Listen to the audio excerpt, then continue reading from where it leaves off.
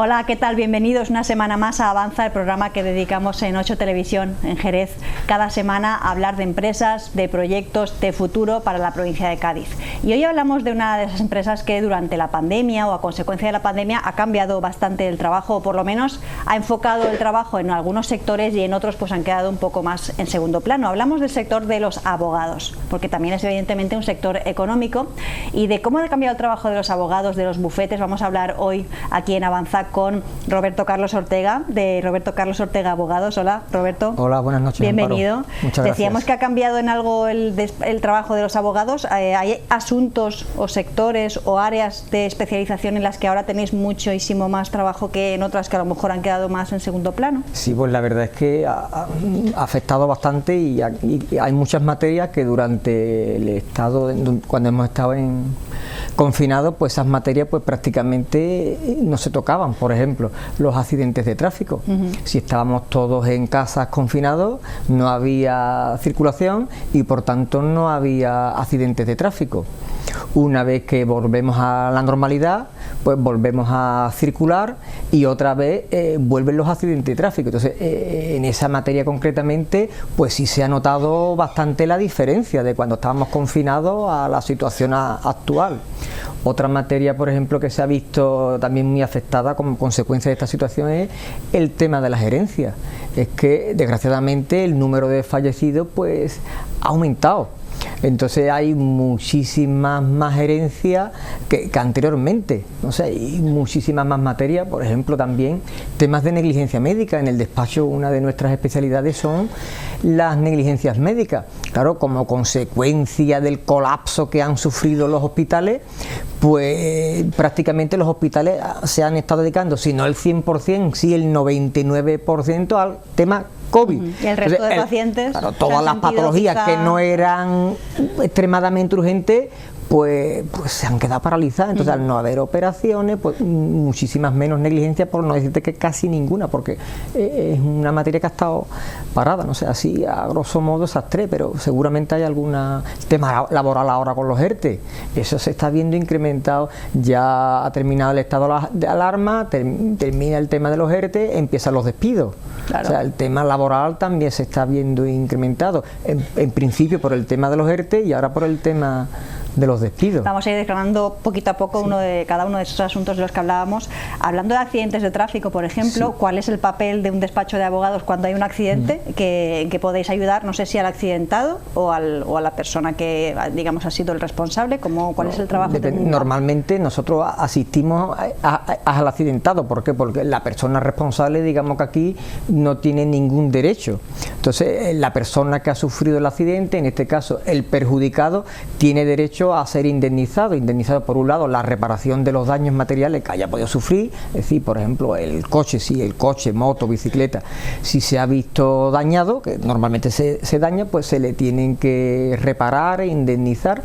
Y por el tema de las lesiones, es decir, toda aquella persona que sufre un accidente de tráfico, pues eso existe un baremo que ya está tipificado, que te dicen, dependiendo de los días que haya tardado en curar, si le quedan o no le quedan secuelas, si ha sufrido algún perjuicio económico, porque hay gente, por ejemplo, que el hecho de estar de baja laboral conlleva que su nómina es inferior, entonces ese perjuicio económico, autónomos, ¿no? Que a lo mejor evidentemente no pueden trabajar. Entonces, al final, pues se cuantifica la indemnización teniendo en cuenta todos esos conceptos y nosotros nos encargamos de reclamárselo a la entidad aseguradora. Así también nos encargamos de que dé un tratamiento rehabilitador que sea efectivo para conseguir la estabilización de las lesiones, porque no solo es el tema económico, sino cuando una persona reclama porque sufre lesiones, esas lesiones tienen que tratársele. Entonces nosotros también nos encargamos de gestionarle todo el tema de el tratamiento rehabilitador. O sea, hay una especie de protocolo ya. Correcto. En todos los ámbitos, ¿no? Sanitario también y de la reclamación económica. Correcto,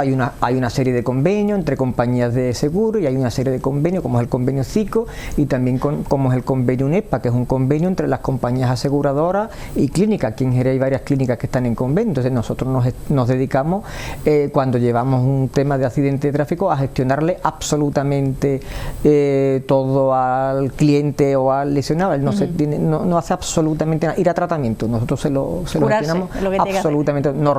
Normalmente casi todo se cierra vía extrajudiciales. La ley te obliga a hacer una reclamación extrajudicial a la compañía tiene que hacer una oferta motivada, normalmente nos ponemos de acuerdo y se cierra amistosamente a través porque además también os conoceréis todos los, digamos, los actores que participáis en todo el proceso, ¿no? Tanto las clínicas como a lo mejor la parte incluso demandada, todo eso, mejor llegar a un acuerdo que no ir a juicio, ¿no? Claro, evidentemente, yo ya llevo 21 años, a mí ya me conocen todas las clínicas, todos los peritos, todos los tramitadores, ya nos conocemos. ¿Cuántos casos puedes haber hecho de accidentes en 21 años? Miles, no sé, miles. ¿No te has parado a contarlos? Es raro el día que en el despacho no entra un accidente de tráfico. Viniendo para acá, uno. Ayer creo que fueron 3. Es raro el día que no llega un accidente de tráfico. Esto es el boca a boca. El vecino, el cuñado. Es raro el día. O sea, ¿cuánto hace? No sé, pero miles.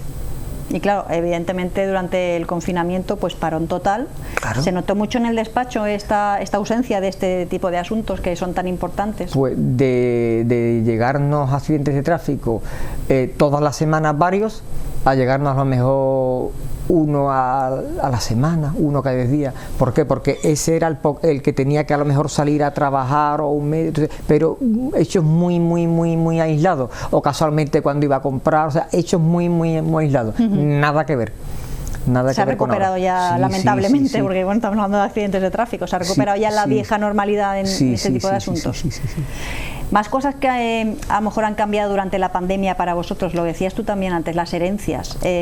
Más herencias, lamentablemente, por el fallecimiento de miles de personas. ¿Algún tipo de herencia que esté siendo especialmente conflictivo? No, es que se está dando también, es que desgraciadamente cuando hay una herencia son varias partes implicadas. Normalmente entre los herederos, que son hermanos, hay acuerdos. Entonces se hace la herencia en notaría, el protocolo normal que se sigue. Pero es cierto, y no sé por qué últimamente se está dando, que existen conflictos entre algunos de los herederos. Entonces, si uno de los herederos no quiere firmar la herencia, ya esa herencia no se puede firmar. Bueno, la ley permite, si quiere ahora hablamos, otros mecanismos, pero es verdad que se están dando casos donde hay algún heredero que se niega por X motivos. Normalmente son por rencillas entre ellos, personales, porque no tiene sentido.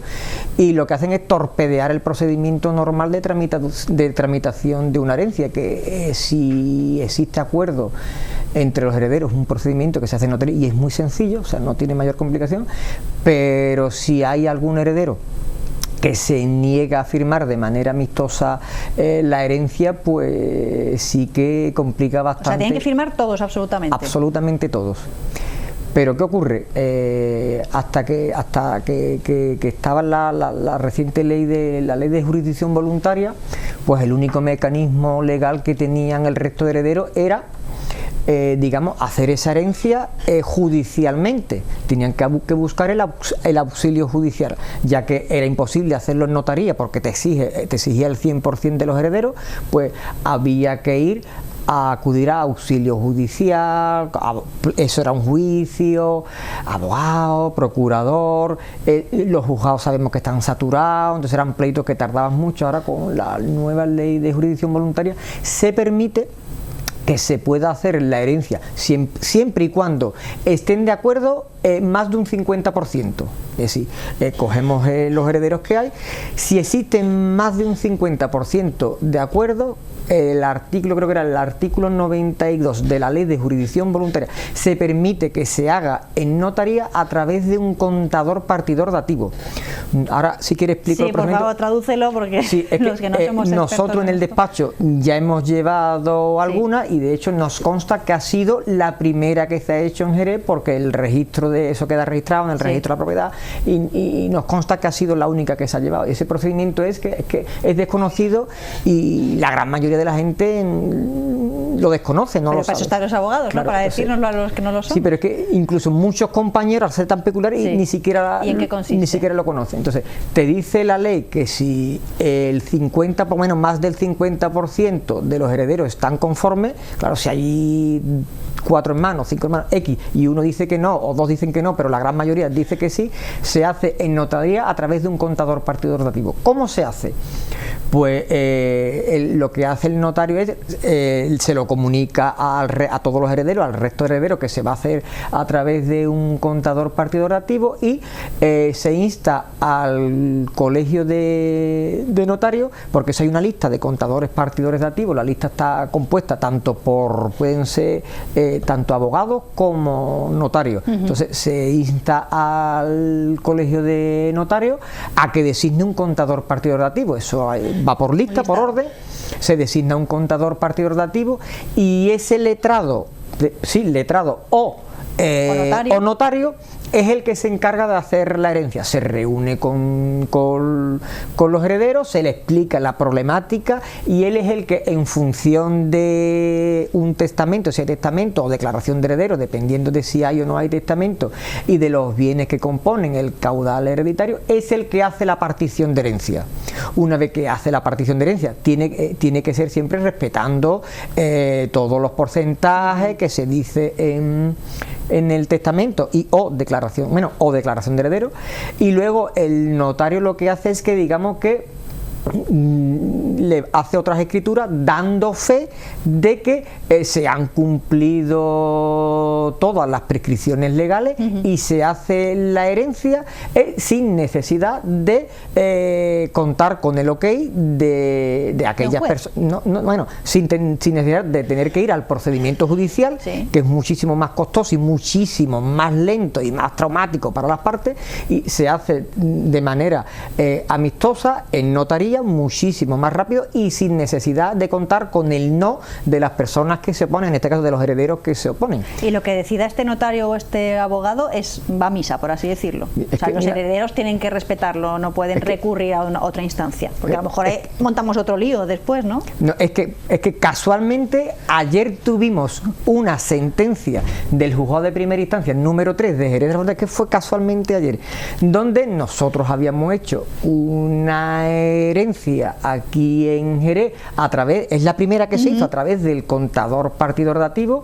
Esta herencia no se me olvidará mucho, porque es una familia muy conocida en Jerez, donde hay muchas propiedades, hay negocios, y había, en este caso, una heredera pues que no quería, y se utilizó la fórmula del contador partidor dativo. Y ahí viene la pregunta tuya, Amparo.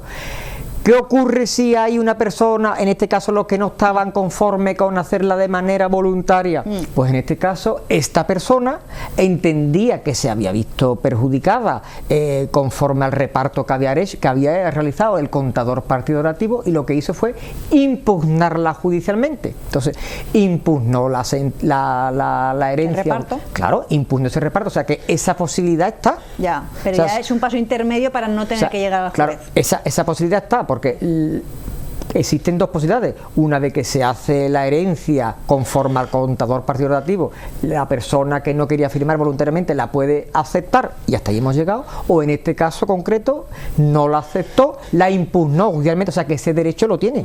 Y es el juez el que decide. Y el juez, y en este caso el juez, después de realizarse un juicio, de practicarse la prueba, entendió que se habían respetado todas las proporciones y que era conforme a derecho, y le ha desestimado la demanda, en este caso a la heredera que la ha impugnado, y condenándola en costas. Hablando de herencias, Roberto, es mejor que haya un testamento. Lo digo porque muchas veces no pensamos en esto cuando estamos, evidentemente, pues a lo mejor somos más jóvenes o tal, y no pensamos en hacer testamento. Es mejor que cualquiera de nosotros hagamos un testamento, por si acaso, para nuestros herederos, que lo tengan más fácil y evitar a lo mejor líos después de hermanos o de primos. ¿Es aconsejable? Yo lo recomiendo, porque en el testamento realmente es una voluntad, es la voluntad que hace, en este caso, quien realiza el testamento de cómo quiere que se repartan sus bienes el día que falte. Es una mera declaración de voluntad. Siempre la ley marca unos requisitos legales que tiene que cumplir respecto de la legítima. Entonces, yo lo recomiendo, y además es un trámite muy sencillo, 15 minutos en notaría, o sea, coge cita, 15-20 minutos en notaría. Bueno, ya sabemos que las notarías normalmente van con retraso, pero bueno, rapidito. Media hora. Y es bastante barato, o sea, que no llega a los 40 euros. Se puede evitar luego un lío posterior. Claro, ¿cuál es la diferencia? Una vez que fallece, siempre hay que pedir el certificado de actos de última voluntad. Eso hay un registro civil central que nos dice si otorgó o no otorgó testamento, porque a mí me vienen muchas veces muchos herederos, mira, tengo el testamento de mi padre o de mi madre, y digo, no, hay que pedir el certificado, lo pedimos y luego nos llevamos la sorpresa de que ha cambiado el testamento. Y no se lo ha dicho. Claro, entonces siempre hay que pedir el certificado de actos de última voluntad y ahí nos dice el número de protocolo, día, notario, entonces ahí se refleja... El testamento legalmente, o sea, el último, digamos. Claro, es que una persona puede hacer varios testamentos, entonces en el momento que hace uno nuevo queda sin efecto el anterior, el que vale es el último. Entonces yo tengo casos en los que una clienta que lleva, no sé si son 7 testamentos, cosas. No, aquí está justificado porque su hija tiene una hija que es incapaz y esta señora no sabe cómo protegerla, entonces siempre quiere protegerla y va cambiando. Entonces, el que vale es el último. El último. Más cuestiones de temas de abogados que me surgen también y que a lo mejor han tenido una incidencia en la pandemia. Hablamos de derechos de los consumidores, como por ejemplo el tema de los gastos hipotecarios.